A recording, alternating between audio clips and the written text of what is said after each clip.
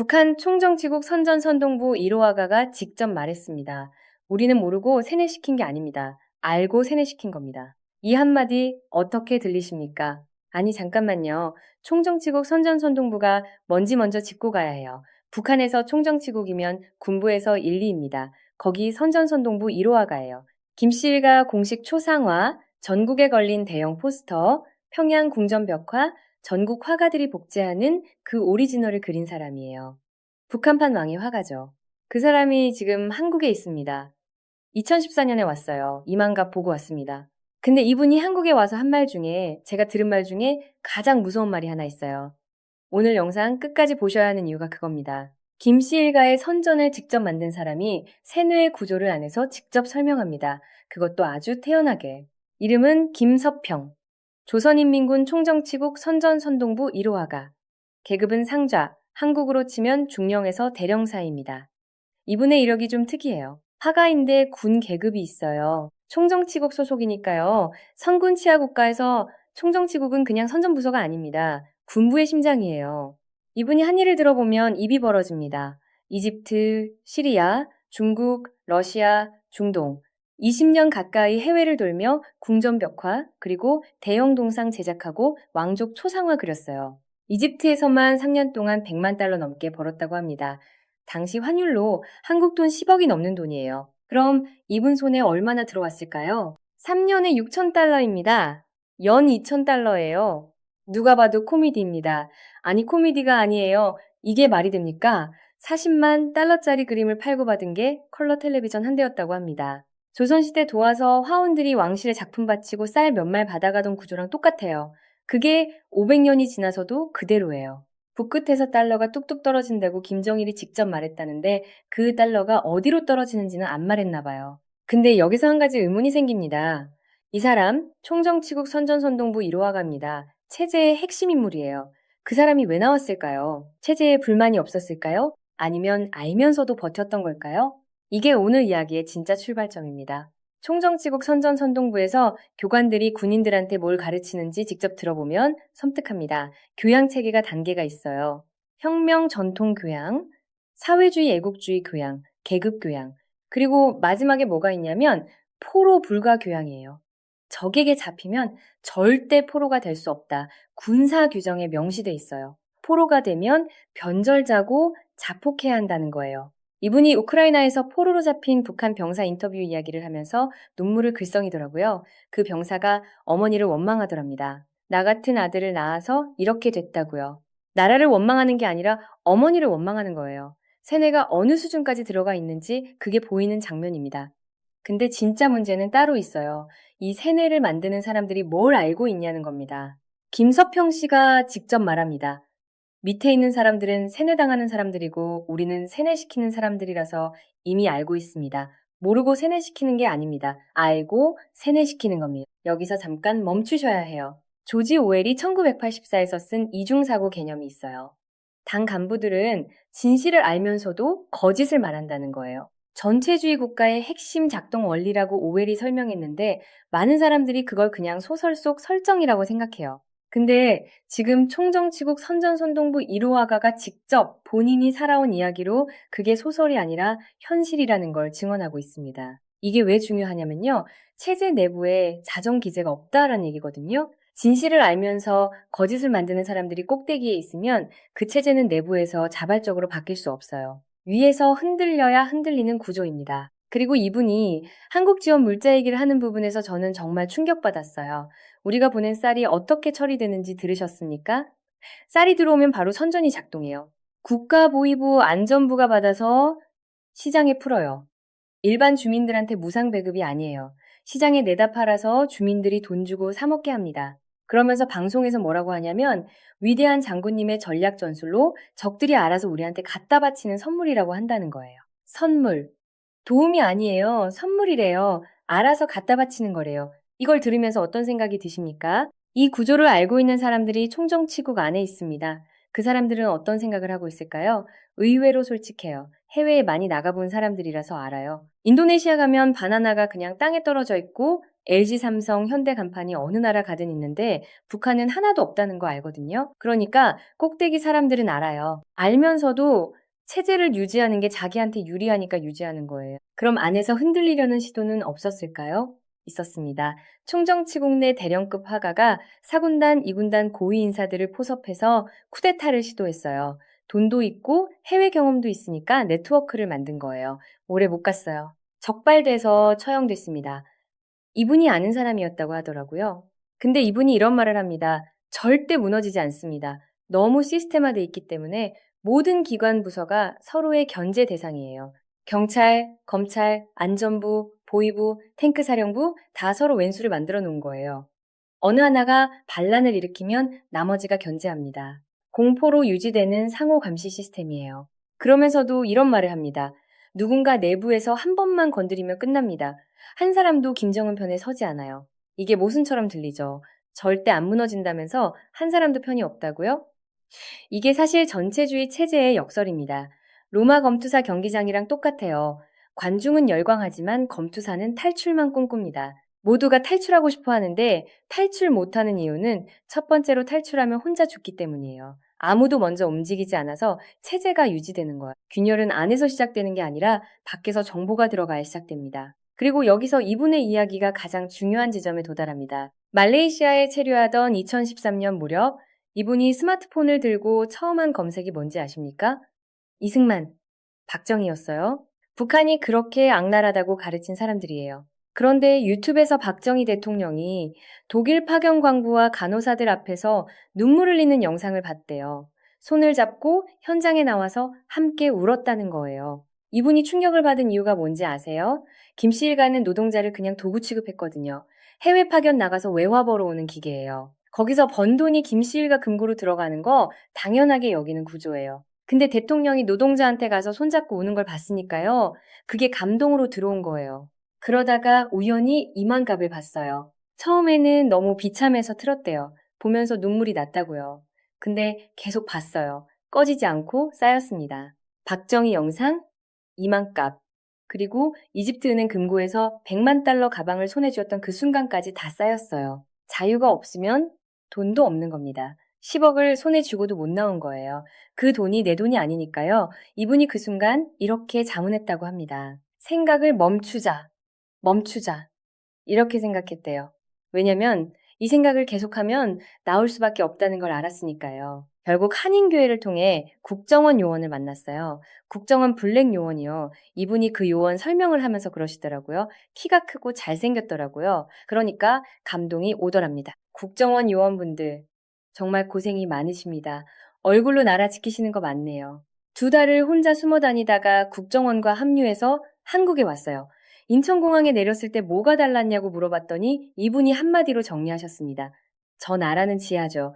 여기는 하늘이에요. 하늘과 지하입니다. 평양은 국빈이 오면 주민들을 동원해서 도열시키고 집 날라주고 쇼를 합니다. 서울에 내리니까 그냥 인프라가 돌아가더래요. 아무도 동원 안 됐는데 대중교통이 국민을 위해서 작동하고 있었다고요? 그게 충격이었대요. 국정원 조사실도 인상 깊었다고 합니다. 강압적이지 않았대요. 부드럽게 이야기를 들어줬는데 그 부드러움 앞에서 강함이 무너지더랍니다. 자기도 모르게 다 얘기했대요. 그러면서 이런 말씀을 하시더라고요. 사람은 강함 앞에서는 반발이 생기지만 부드러움 앞에서는 무너집니다. 총정치국 선전선동부에서 20년 일한 분이 하는 말이에요. 이 원리가 세뇌에도, 신문에도, 설득에도 똑같이 적용된다는 겁니다. 이분이 마지막에 한 말을 저는 다시 한번 꺼내야 할 것 같아요. 선전은 사람의 정신을 무너뜨립니다. 그게 북한 선전선동부에서 가장 먼저 배우는 원리래요. 그리고 이분이 역선전의 가장 효과적인 방법이 뭐냐고 물으니까 바로 답했어요. 전쟁 안 해도 됩니다. 김씨일가 비리 체제의 실상 드론으로 날려서 뿌리면 됩니다. 그냥 다 무너집니다. 간단합니다. 이 말을 총정치국 선전선동부 1호 화가가 하고 있습니다. 잠깐 여기서 더 들어가야 해요. 군인들 교양 얘기 하나만 더 하겠습니다. 포로 불가 교양이요. 잡히면 자폭하라고 가르치는데 이 교양을 가르치는 사람이 뭘 알고 있냐는 거예요. 남한 군대가 얼마나 강한지 알고 있어요. 일반 북한 군인들은 절대 모르게 합니다. 탱크병한테는 자기 탱크가 최고라고 가르쳐요. 로켓병한테는 자기 로켓이 최고라고 가르쳐요. 현대전 성능 비교는 절대 알려주지 않아요. 알면 싸울 의지가 꺾이니까요. 근데 총정치국 상자는 알고 있어요. 그러니까 이분이 이런 말을 하는 거예요. 군인들한테 삐라 하나만 뿌려도 무너진다고요. 이미 배고프고 이미 세뇌에 균열이 생겼고 거기다 진실까지 들어오면 싸울 이유가 없어지는 거예요. 이게 단순한 심리전 얘기가 아닙니다. 체제가 군사력으로 유지되는 게 아니라 정보 통제로 유지된다는 거예요. 핵무기 있어도 탱크 있어도 그 무기진 병사가 싸울 의지가 없으면 아무 소용없어요. 그 의지는 세뇌에서 나오고 세뇌는 정보 차단에서 나옵니다. 그러면 그 차단을 뚫는 것, 그게 핵보다 더 근본적인 대응일 수 있다는 거예요. 이만갑 한 편이 이분의 결심을 바꿨어요. 그 콘텐츠 하나가 총정치국 상자를 한국으로 데려왔습니다. 이만갑 제작진분들 훈장 받으셔야 하는 거 아닙니까? 진짜로요. 근데 여기서 저는 더 큰 질문이 생깁니다. 알고 세뇌시키는 사람들이 꼭대기에 있다고 했어요. 정보를 차단해서 체제가 유지된다고 했어요. 그리고 정보가 들어오면 균열이 생긴다고 했어요. 이게 이미 알고 있는 얘기 같아도 이걸 당사자가 직접 말하는 건 차원이 달라요. 지금 한국 안에서 대북 정보 유입 정책을 두고 논쟁이 있어요. 삐라냐, USB냐, 드론이냐 그 수단을 둘러싸고 싸우는데 근본적인 질문은 이미 이분이 답을 줬습니다. 정보가 체제를 흔드는 유일한 방법이라는 거예요. 선전을 만든 사람이 직접 하는 말이에요. 그럼 우리가 해야 할 질문은 이겁니다. 지금 이 순간에도 해외 어딘가에서 김씨 일가의 벽화를 그리면서 이만값 같은 걸 보고 싶어 하는 사람이 있을 겁니다. 그 사람한테 정보가 닿고 있습니까? 이 흐름이 어디로 가는지 앞으로도 같이 추적하고 싶으신 분들은 구독과 좋아요 부탁드립니다. 알림 설정도 함께 해주시면 다음 분석 바로 받아보실 수 있습니다. 이분이 한국에 온 게 2014년이에요. 벌써 10년이 넘었습니다. 그 사이 북한이 뭐가 바뀌었냐고 물으면 핵무기는 늘었고 주민 삶은 그대로예요. 아니, 더 나빠졌죠. 코로나 이후 국경을 완전히 닫았고 그나마 흘러들어오던 외부 정보도 차단이 강화됐습니다. USB 하나 갖고 있다가 총살 당했다는 얘기가 2020년대에도 나오는 나라예요. 근데 그렇다고 체제가 더 단단해진 걸까요? 반드시 그렇지는 않습니다. 이분이 한 말이 다시 생각나요? 결정적인 순간에 내부에서 한 번만 건드리면 끝납니다. 체제가 닫혀 있는 건 강해서가 아니에요. 자기가 취약하다는 걸 알기 때문입니다. 이만갑이라는 방송이 2012년에 시작됐어요. 그 방송이 해외에 유출돼서 말레이시아에 있던 총정치국 선전선동부 이로하가한테 닿았습니다. 그 사람이 2014년에 한국으로 왔어요. 방송 하나가 총정치국 핵심 인물을 데려온 거예요. 콘텐츠 하나의 파급력이 이 정도라는 겁니다. 그러면 생각해 봐야 할 게 있어요. 지금 북한 안에 혹은 해외 파견 중인 북한 주민들 중에 이분처럼 알면서도 세뇌시키는 역할을 하다가 어느 순간 균열이 생긴 사람이 몇 명이나 있을까요? 총 정치국만 해도 수천 명이에요. 해외 파견 인력은 수만 명이 넘어요. 그중 한 명한테 정보가 닿으면 어떤 일이 벌어지는지 이분이 몸으로 보여줬습니다. 선전이 사람의 정신을 무너뜨린다고 했어요. 그 반대도 똑같습니다. 진실이 담긴 정보 하나가 알면서 세뇌시키던 사람의 정신도 무너뜨립니다. 천천히, 그러나 확실하게. 이분이 국정원 조사실에서 자기도 모르게 다 털어놓은 얘기를 기억하세요? 강압이 아니라 부드러움에 무너진 거예요. 북한 주민들도 마찬가지예요. 탄압이 강해질수록 반발이 생기고 정보가 부드럽게 들어올수록 스스로 무너집니다.